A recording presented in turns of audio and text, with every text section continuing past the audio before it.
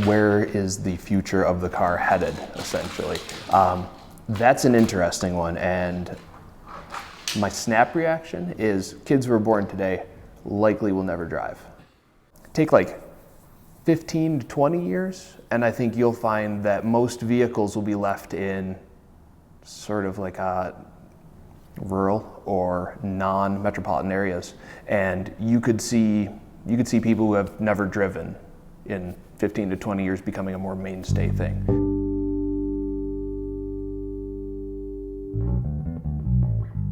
This whole country is built on the car to some aspect, and bucking that trend is difficult. I think the hardest part that I would have about a city with an emphasis on public transport or not owning a vehicle is the freedom. I don't like the concept of, it's 2 a.m., someone's sick, you need to get someplace.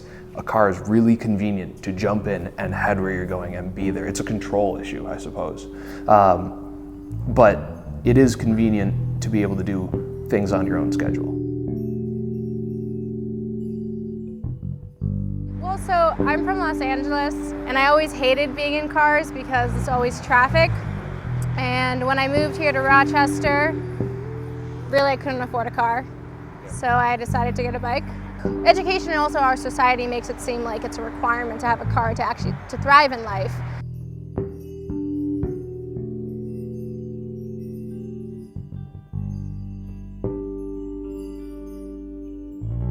My name is Alejandro Collier, and I often come to Rochester, maybe once a week.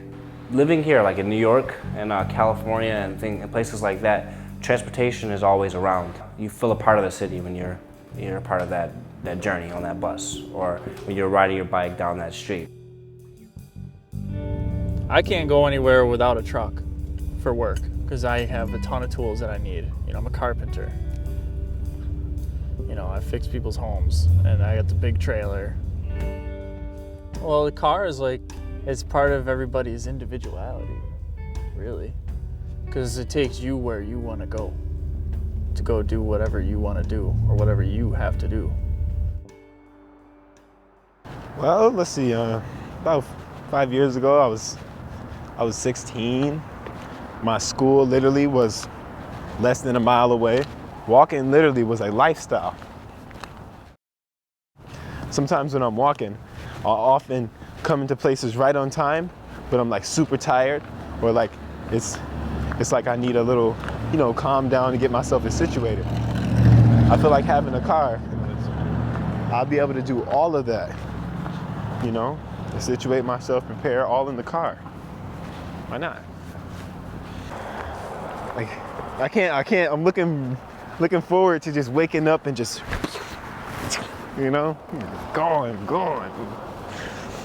I can get in my car and I can literally drive it wherever and get away from anything.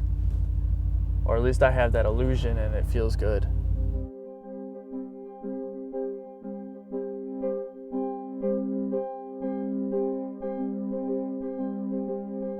I think because I've gotten so used to biking, to me it's not crazy anymore. When I started biking and I would hear about people biking 6 miles to work, I'd be like, wow, that's crazy. But now that I've actually done it, well, not only just done it, but also just traveled to all these other countries where I see bicyclists. You have more bicyclists than you do cars. It's not a crazy thing to me anymore. I really think it's a mindset that people have, that biking every day to work is a crazy thing. I moved to France to finish up college. I was an artist, still am. To get around, I just got a bus card. I paid the 30 euros a month it was to just ride the bus and the subway as much as I wanted. I've lived in about 5 to 6 different states, and a few of them were down south. For a lot of those places, they're very spread out, and it's very hard to get around without a car. I was in a pretty small city about the size of Rochester, and I could get anywhere.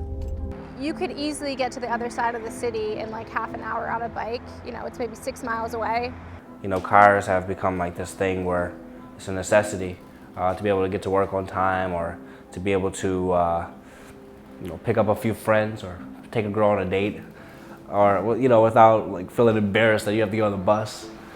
Those are thoughts that a lot of people go through, and for me, I don't care. I love the bus. I'm on it, and it gets me where I got to get to. If every place you need to be is within a mile or two, even in the Rochester weather, you might not need it. But I guess it's kind of a luxury to have a vehicle. Necessity would be a tough phrase. And I know for me, that's been my medicine. That's been my meditation, to be able to just walk down the street and just to see the infrastructure and to see the sun. And I'm 25 years old, and I don't have a car, and I'm living. I work a full-time job. I'm able to travel back and forth to Rochester or go to New York when I can. Conserve what you have, and just utilize the things around you. You're all trying to achieve the same thing, and that is to get from one place to another.